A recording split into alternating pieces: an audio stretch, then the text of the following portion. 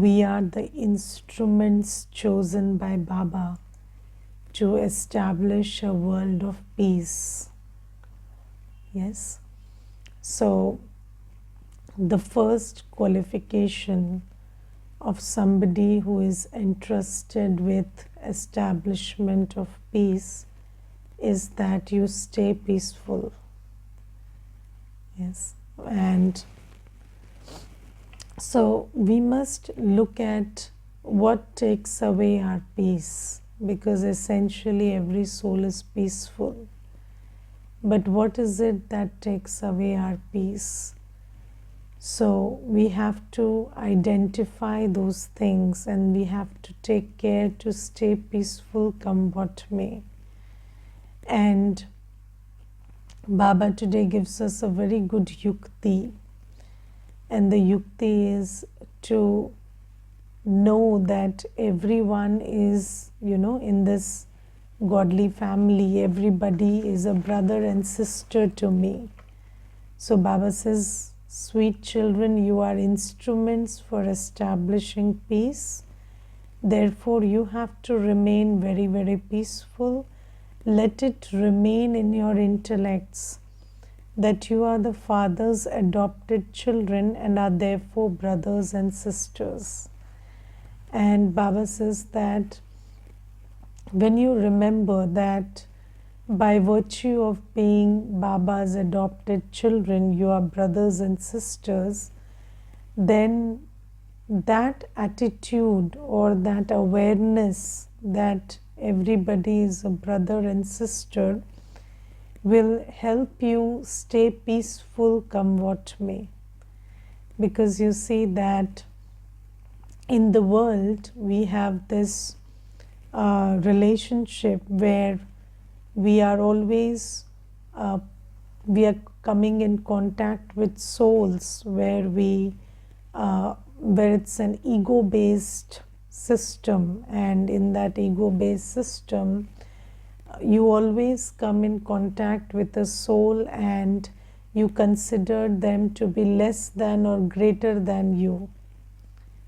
Yes, don't you? So whenever you are coming in contact with souls in the, in the Lokik family, in the world, in the workplace, or in the Alokik family, what you understand is every soul is either less than or greater than you, because it's a body conscious world. And according to that programming of body consciousness, you always see everybody as in their role or in their position or in their social setting, and then there is this less than, greater than that is always working. And in that consciousness of less than and greater than, you either overestimate or underestimate. Okay, so when you think that somebody is greater than you, then you start expecting some things from them. You assume that they should be like this and should be like that, and you overestimate them. And then what happens is, when they don't meet your expectations, when they are not as wise or as big-hearted or as understanding or as skilled or as talented or as fair and as proper as you expected them to be, you lose your peace and you start questioning, why, what, this, that. And I have felt that, when you think that somebody is greater than you also, then that veil of ego blinds you towards spiritual knowledge, and you forget that everybody is a soul on a journey, and a brother soul or a sister soul, and everybody has their own struggles, and we need to have just compassion for each other, not expectation that come from overestimation or some assumptions that come from underestimating somebody. So, when you think that somebody is greater than you, then also you have certain assumptions based on your body conscious approach. Let's say you have a senior at work, then you would expect them to be a certain way, at least know more than you, or be fair, be just, or do justice to the office they are holding, or whatever. Again, that is all your idea of justice and your idea of fair that you will apply there. And then when you come into interaction and there are episodes where your assumptions and your expectations are not met, then you will lose your peace over it. And similarly for those who you think is less than you. So, you always think that, this is good for nothing and they are good for nothing. And then you lose your peace when you start seeing them as, when they surprise you with their goodness or talent or whatever, then also you lose your peace, because then you start feeling jealous or you start feeling other things about them. So this is why Baba says that it is very important that you understand that everybody is just a soul, and the relationship between you and the other soul is fraternal. So you are a brother and sister to each other, and in this relationship the only thing that you can exchange is a compassionate vision, a compassionate attitude. That's it, nothing more, nothing less. So Baba says, don't look at the role or the body or anything else. Just know your brothers and sisters. And also, in case of a brother and sister, there is a lot of acceptance. So when somebody is your brother or sister, you accept them the way they are, because I think it is because you know their whole journey. So, if you have a sister or a brother and they used to be really sweet as children, everybody is sweet as children, right? And then you see them growing up and you see them how they mess themselves up. And then somebody, even if, you see some behavior, you know where it came from. You know what episode in their life triggered it, or how they came to being like this. So this is why you can accept them the way they are. And I remember that, there was these two sisters, and one sister was really, into erratic behavior. So she would just abruptly say something, abruptly do something, so that her behavior was very erratic. And anybody around couldn't have compassion for her, because her behavior was so erratic that most people got offended by her.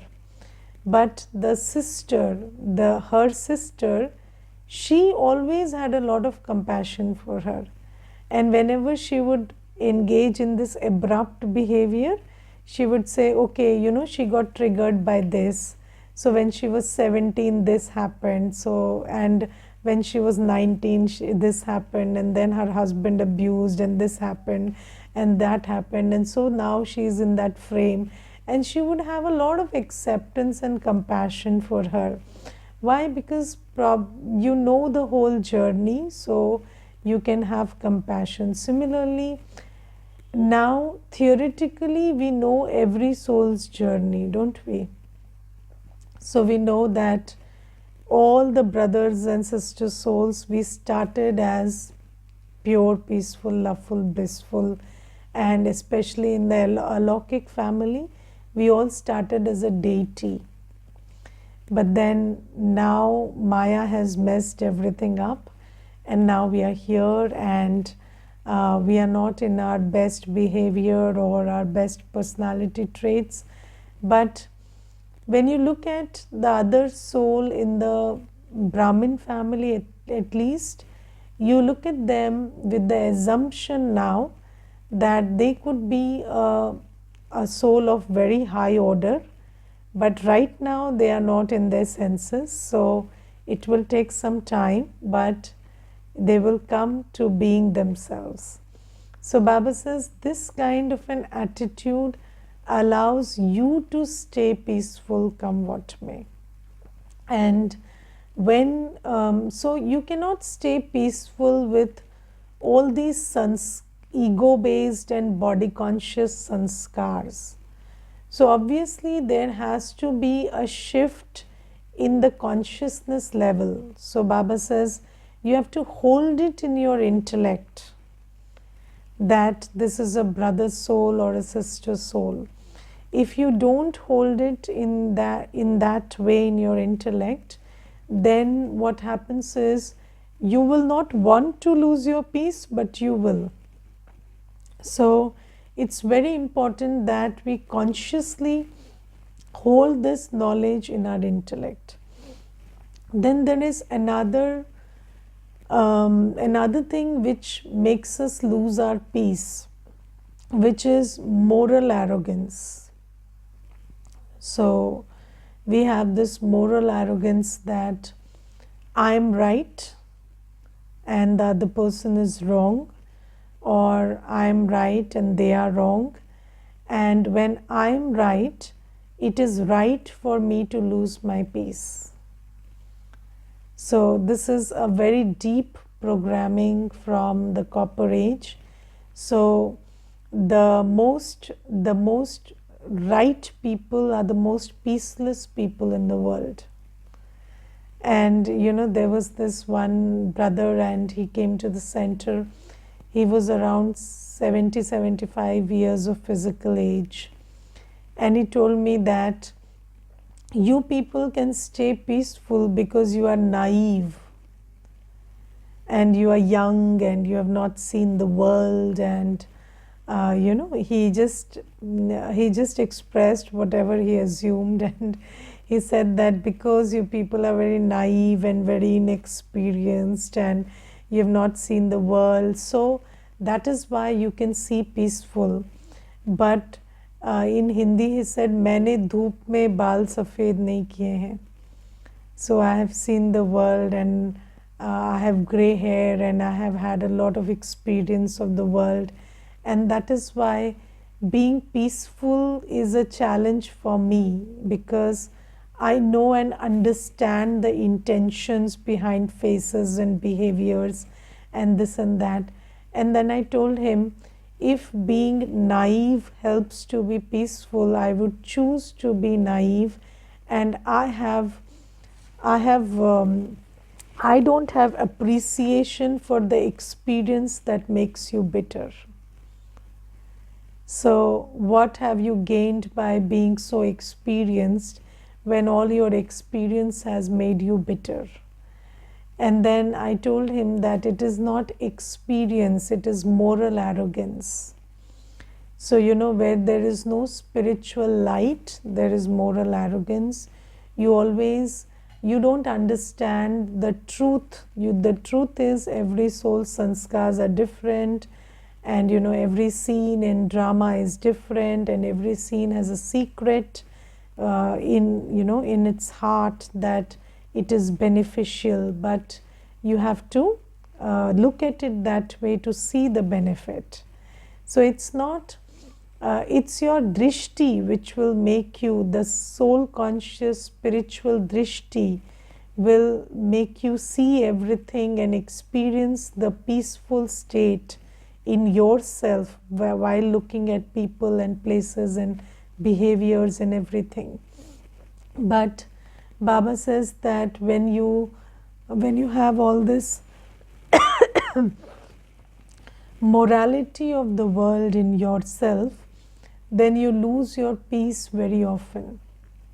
So you have to remember that each one is a soul, and every soul's sanskars are different.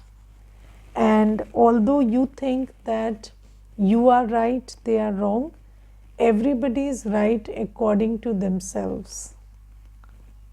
So they don't understand your right, you don't understand their right, but everybody is right according to themselves. And when you see that, then obviously you need communication. And so, when there is a matter which involves you and the other soul, and there has to be a decision which has to be taken collectively, then you will require to communicate and talk and come to a decision, but you will do that peacefully, because you have this knowledge in your heart that each one is a soul and each one is unique and different, and they have their own sanskars, and whatever they are bringing to the table is because of their sanskars. And it's not about right or wrong, it's about the difference in sanskars that is inbuilt in every soul. So, everybody is unique, their part is unique, their sanskars are unique. And when you hold that in your heart, then that also helps you stay very peaceful, because you don't lose your peace over right and wrong. You don't lose your peace because of moral arrogance. So this is something also which helps. So, and how peaceful do you stay during the day? Because you see that when we don't hold these points of knowledge in our awareness, then we lose our peace at the drop of a hat. So we are always giving up our peace, letting go of our peace in several incidents during the day. But what Baba says is, now you have to have the Swaman, that you are the chosen instruments to establish the world of peace. And do you understand that there is a lot of power in the being? And there is this one sister, and she came to me, and she's 85 years of age, and she told me that I am a good for nothing. She told me that now I am old and she told me I'm old and rotten. And she told me that my limbs don't work, my body is not cooperating with me, I'm not able to remember things, I'm not able to contribute anything to anybody's life. So I'm basically a good for nothing.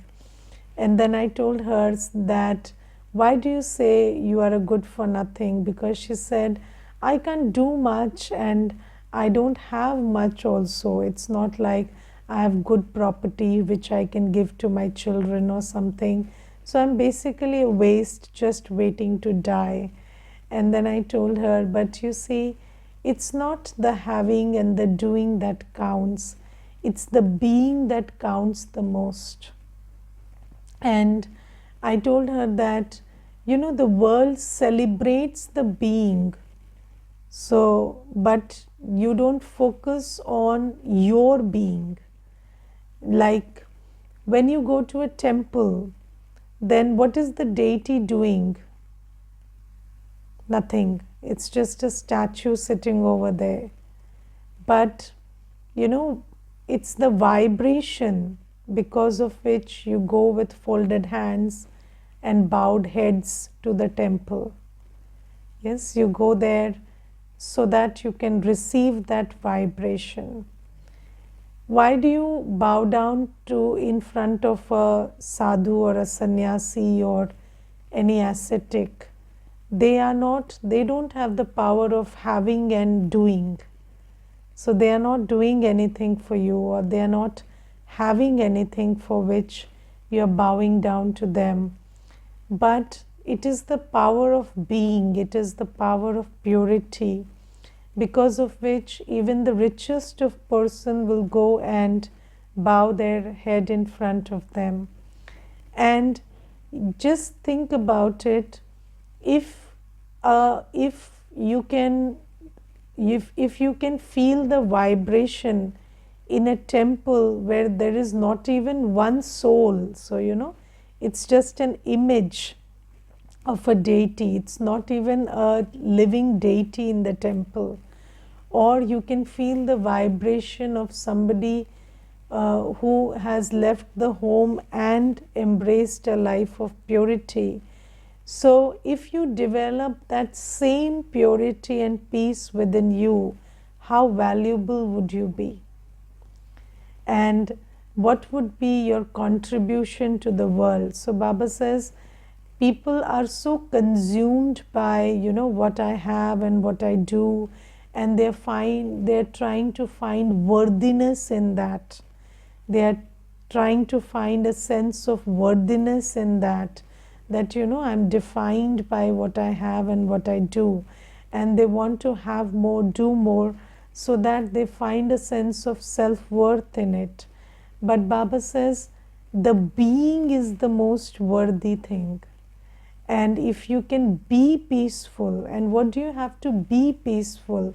Just take care to not lose your peace, because you are peaceful.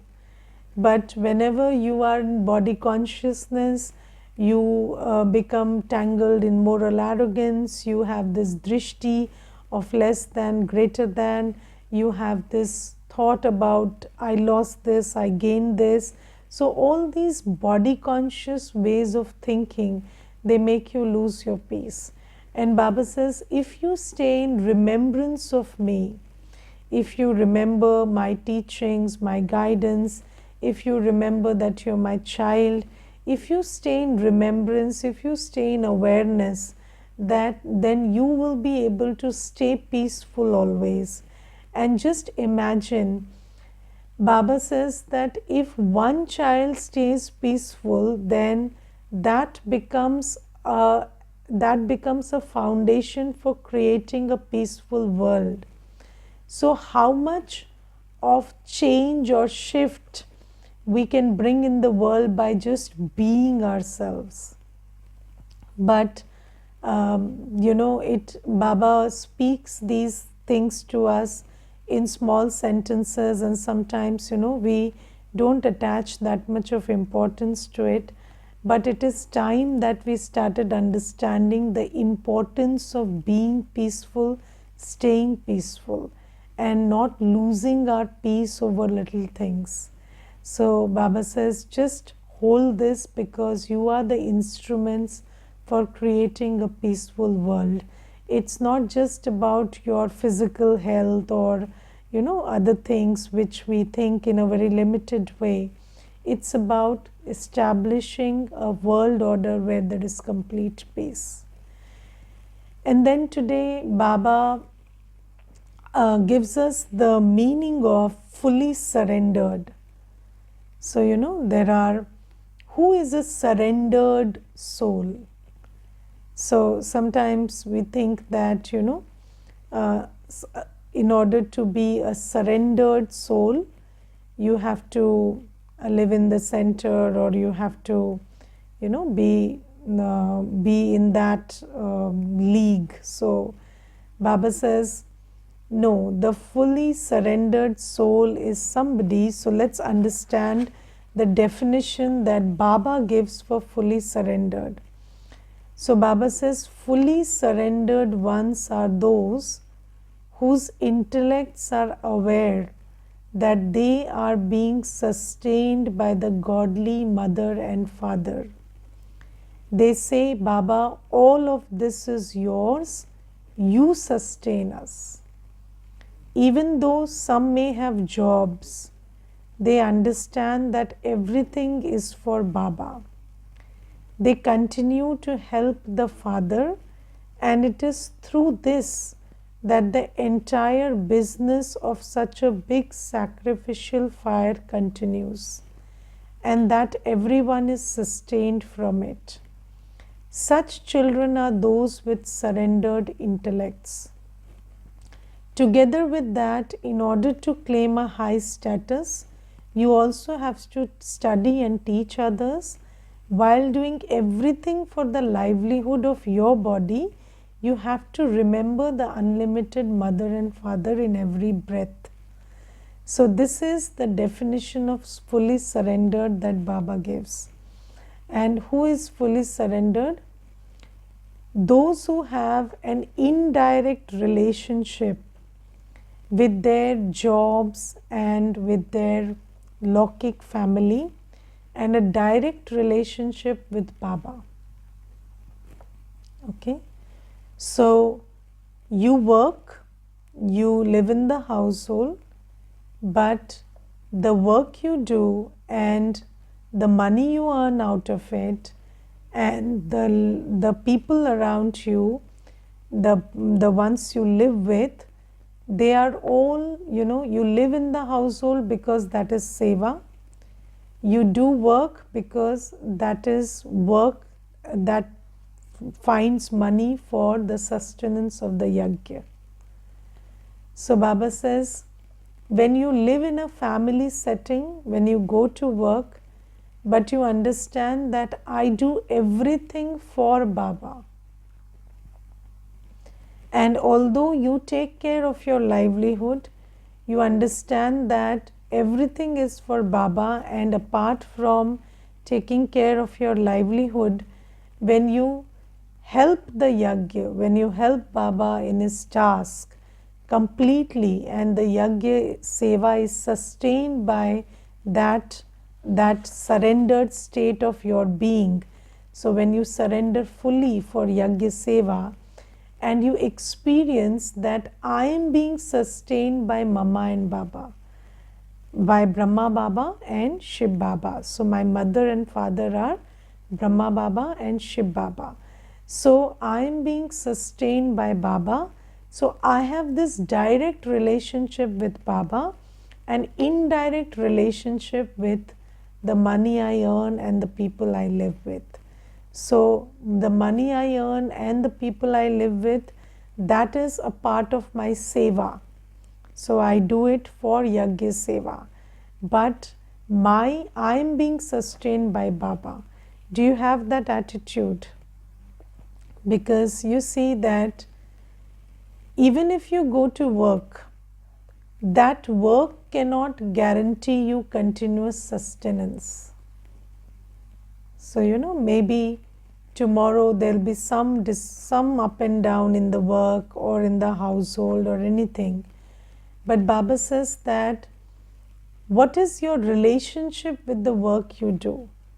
So you go to work, you earn money, but when you understand that this money is for yajna seva and I'm going to work for Baba, then your direct relationship with Baba is such that even in the time of end, when there will be vinash and there will be no work for you, Baba will sustain you, and it is not that you will have to fear about losing the job or losing your money or all the other things that will end up in losses at that time. So Baba says, have this direct relationship with Baba and indirect relationship with work and family. And Baba says, your family is the spiritual family.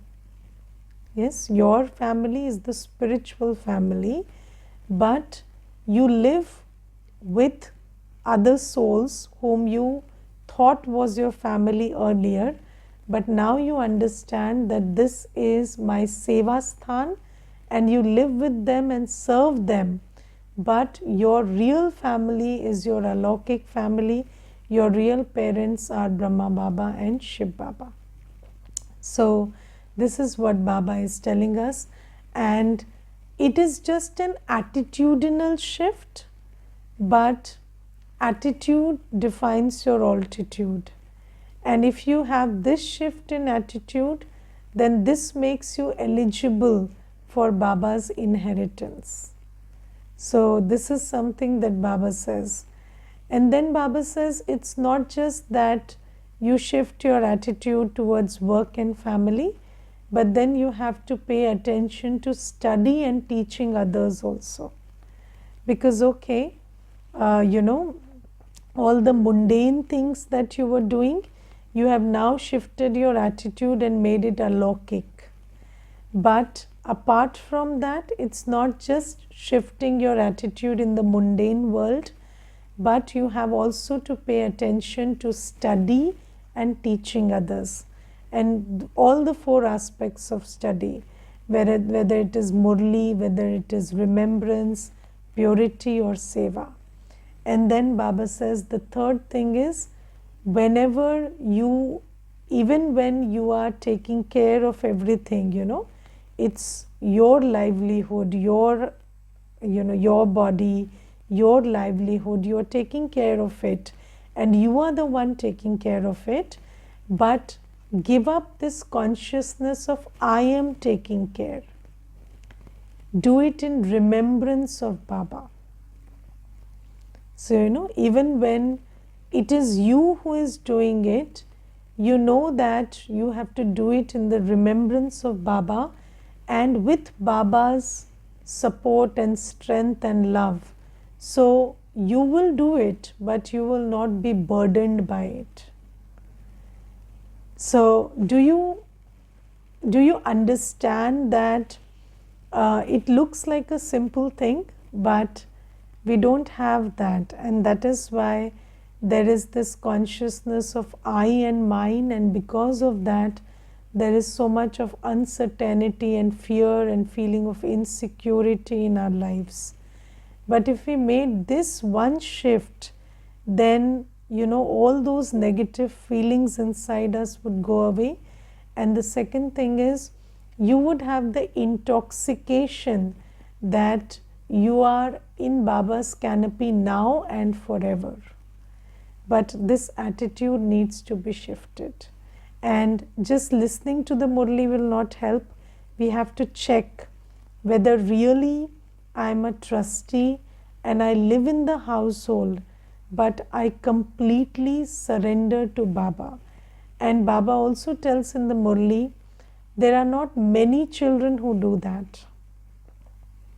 So there are very few who, even when they live in the household, they are fully surrendered. So this is the definition of fully surrendered that Baba is giving.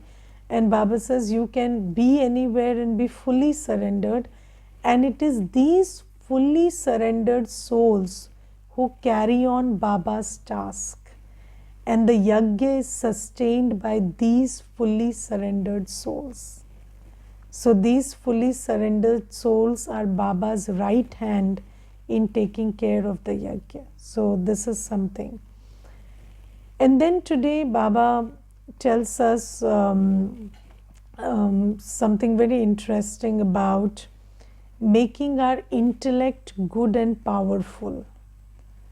So Baba says, if you want to do away with your karm bandhan, so Baba says, I think you are aware that we have had 63 births of negative karma. So, vicious karma. And the body that you have, relationships that you have, the environment that you have, the setting that you live in, the culture, the country, the whole institutional framework that you live in, is all a product of that karmic debit that you have incurred in the last 63 births. Do you understand that? That it is all a product of the karmic debit that has arisen because of that vicious karma in 63 births.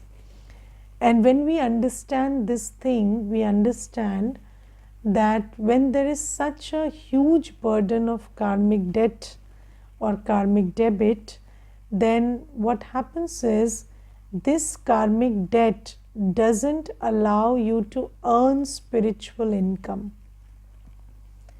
So, your body will fall ill and you can't go to class, or your mood will not be fine and then you can't retain the murli, or you will have resistance from the Lokik family, or you will have resistance from the weather or the conditions in the country. So all of these things will prevent you. So otherwise you see, It is just 4 subjects. You have to listen to Murli, churn on Murli, meditate, be pure, and do seva. How difficult is it? Not very difficult. But what makes it difficult is this huge burden of karmic debt that we have. And Baba says that if you want to overcome this resistance from karmic debt that you have, then you have to make your buddhi, your intellect, very good and powerful. Because that intellect, when it is good and powerful, it will not get caught up in the karmic debt. So, do you understand how you get caught up in the karmic debt? So, let's say that, so I always give this example. So, there was this little girl who came for the course in the center. And the first day she attended the chapter on soul, and the second day when she was climbing the stairs, she fell down. And when she fell, I thought she might have got hurt. So I went and I asked her, "Are you hurt?" And then she just got up and she said, "Body ko lag gayi, main atma hu, main theek hu." So she said, my body got hurt and I am a soul and I am fine. Now, how could she do that? Because her intellect became powerful because she imbibed what was taught in the class.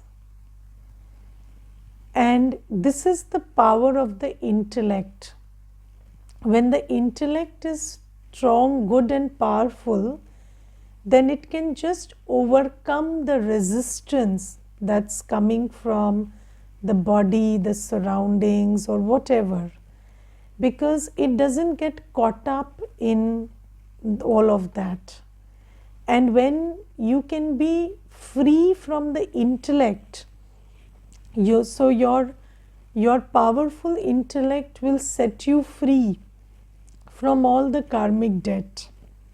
But how do you make that intellect powerful?